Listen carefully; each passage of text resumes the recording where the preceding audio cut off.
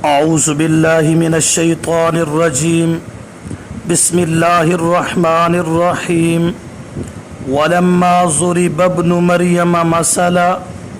اذا قومک منہ یصدون ولما واو کا معنی اور لما کا معنی جب ضربا ضرب کا معنی مارنا بھی ہوتا ہے بیان کرنا بھی ہوتا ہے یہاں ضربا کا معنی بیان کرنا اور جب بیان کیے جاتے ہیں ابن کا معنی بیٹا مریم کا اور جب بیان کیا جاتا ہے مریم کا بیٹا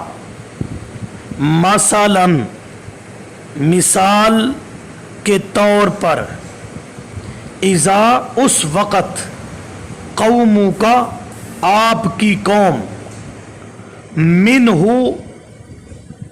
اس سے یصدون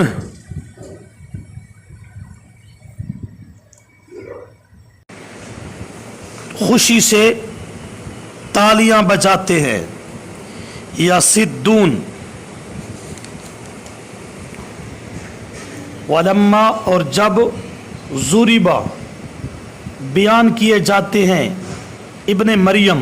مثلاً مثال کے طور پر اذا قومک منہ یصدون اسی وقت آپ کی قوم ان کی وجہ سے تالیاں بجاتی ہے ولما ضربا دلیل نقلی تفصیلی از عیسیٰ علیہ السلام اس آیت کا مفہوم سمجھنے کے لیے ایک بات کو جاننا ہوگا مفسرین نے لکھا ہے کہ جب سورۃ الانبیاء کی آیت انکم وما تعبدون من دون اللہ حسب جہنم یہ اتری کہ تم اور تمہارے معبود دوزخ کا ایندھن ہو تو اس وقت مکہ کا ایک مشرک تھا جس کا نام تھا عبداللہ یہ بولا کہ میں آپ صلی اللہ علیہ وسلم کے پاس جاتا ہوں اور آپ کو مغلوب کرتا ہوں چنانچہ چند آدمیوں کو لے کر آپ کے پاس چلا گیا اور اس آیت کے بارے میں پوچھا انکم وما تعبدون کہ کیا یہ آپ پر اتری ہے آپ نے فرمایا جی ہاں تو یہ بولا کہ چلو ہم تو عبادت کرتے ہیں لات کی منات کی مگر عیسائی تو عیسیٰ علیہ السلام کی سور و پکار کرتے ہیں اللہ فرماتے ہیں تم بھی اور تمہارے معبود دوزخ کا ایندھن ہو عیسیٰ علیہ السلام عیسائیوں کے معبود ہیں ان کا کیا بنے گا کیونکہ اللہ فرماتے ہیں تم جن کی عبادت پکار کرتے ہو دوزخ کا ایندھن ہو تو عیسیٰ علیہ السلام اگر جہنم میں چلے گئے تو پھر ہماری بھی خیر ہے تو اللہ نے اس کے بعد والی آیت اتار دی ان الذین سبقت لہم من الحسنى اولئک عنہا مبعدون کہ جو نیک قسم کے لوگ ہیں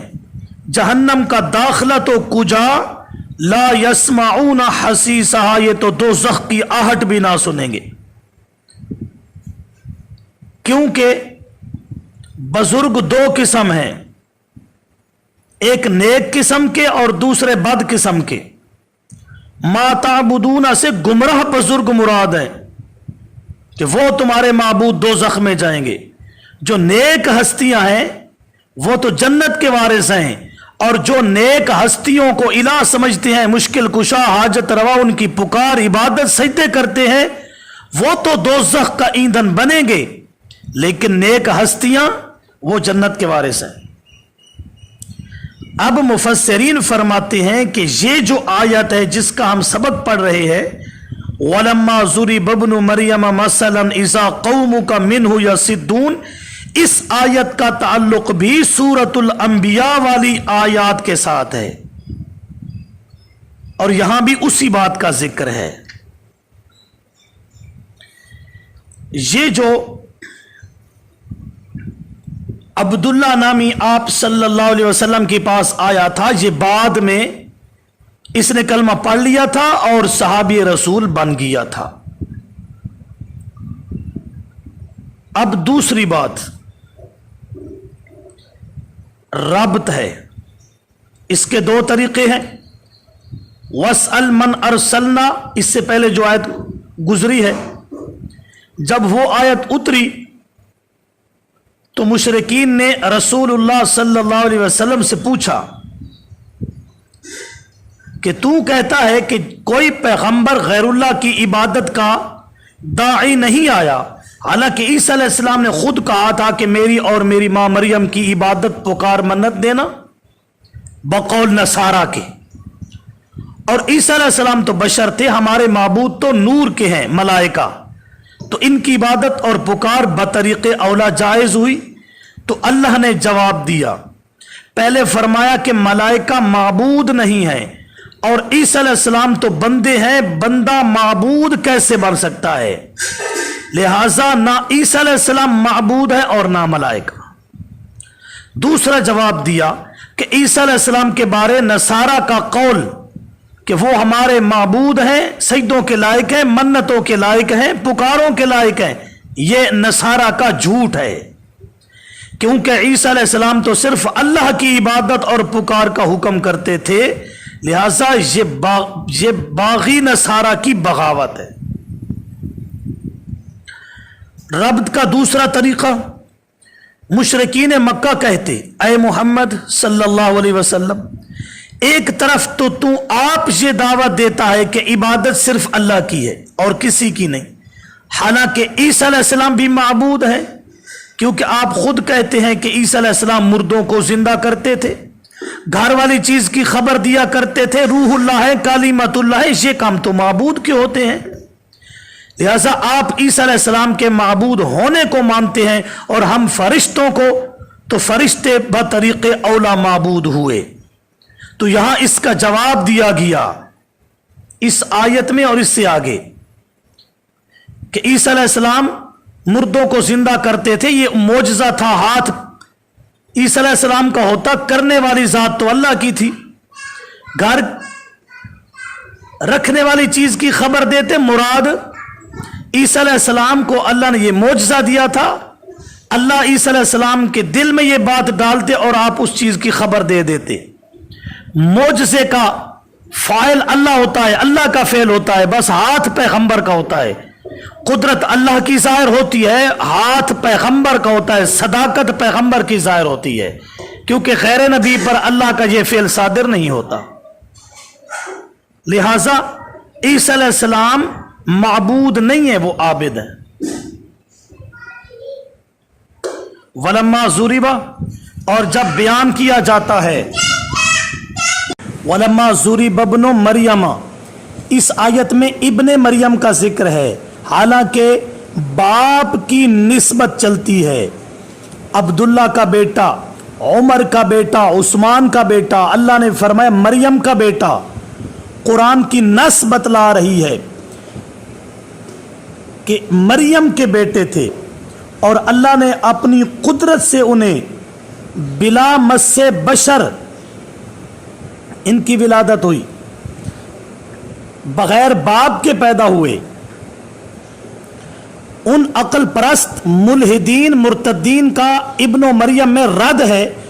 جو یہ دعویٰ کرتے ہیں کہ عیسیٰ علیہ السلام کا باپ بھی تھا. یہ ان مرتدین اور ملحدین کا رد ہو گیا. اللہ نے عیسیٰ علیہ السلام کو بلا باپ کے پیدا کیا، مریم کے پیٹ سے پیدا ہوئے، بلا مس سے بشر پیدا ہوئے، اس وجہ سے ابن مریم فرمایا گیا. یسدون کا معنی مارے خوشی کے تالیاں بجاتے ہیں، یہ کلیپنگ وہاں سے آئی ہے. اور 10ویں پارے میں کلیپنگ یہ مشرکین کی عبادت اس کو قرار دیا گیا. کلیپنگ اور سیٹی بجانا یہ مشرکین کی عبادت تھی بیت اللہ کے قریب، 10ویں پارے کے آخر میں. تو اس آیت کا مفہوم واضح ہو گیا. جب بھی عیسیٰ علیہ السلام کا تذکرہ ہوتا ہے مشرکین مکہ تالیاں بجاتے ہیں کہ جب فرشتوں کے ہم پوجا پاٹ کرتے ہیں تو عیسیٰ علیہ السلام کی عیسائی کرتے ہیں، تم اور تمہارے معبود دوزخ کا ایندھن ہے، تو عیسیٰ علیہ السلام کا کیا بنے گا اور نیک ہستیوں کا کیا بنے گا، اس سے تالیاں بجاتے ہیں. لیکن اللہ نے سورۃ الانبیاء میں اس کا جواب دے دیا کہ جو نیک ہستیوں کی پوجا پاٹ ہوتی ہے ان کا کوئی قصور نہیں، نیک ہستیاں تو جنت کی وارث ہوں گی. ولما ضرب، اور جب بیان کیے جاتے ہیں ابن مریم مثلا مثال کے طور پر، اذا قومک منہ یصدون، اسی وقت آپ کی قوم ان کی وجہ سے تالیاں بجاتی ہے.